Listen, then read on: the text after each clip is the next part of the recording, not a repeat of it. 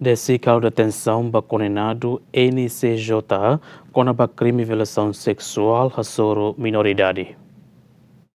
Polícia Nacional Timor-Leste lihusi direção Serviço de Investigação Criminal halo detenção ba condenado NCZA onde cumpre pena prisão tinanhito relaciona ao caso de violação sexual a soro minoridade nebe acontece ia área Becora ao Hun. Condenado ne comete caso crime de violação sexual a soro minoridade ho inicial SIC nebe acontece ia tina rihun rua no recintolo ia aldeia ao Hun suku Becora posto administrativo Cristo Rei município de Lê. Autoridade de segurança halou detenção ne baseia ba mandado execução husi Tribunal Judicial Primeira Instância de Lê o número processo no mamuk rua 9 bara rua no recintolo ponto DICBR nebe determina condenado NCZA tem que cumprir pena prisão tinanhito também comete crime de violação sexual a soro minoridade. Foi em cima mandado tribunal peniteli husi direção Serviço de Investigação Criminal a operação não identifica paradeiro condenado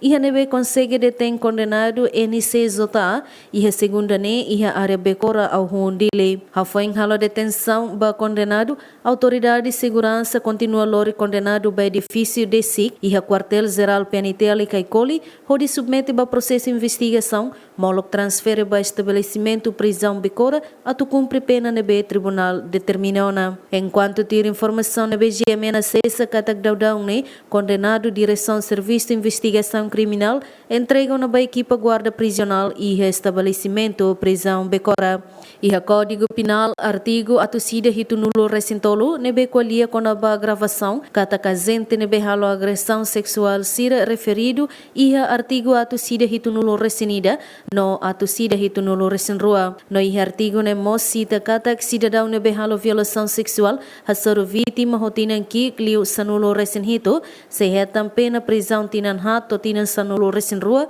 no pena prisão tinan 5 to tinan ruanolo. Juliana Maria GMN.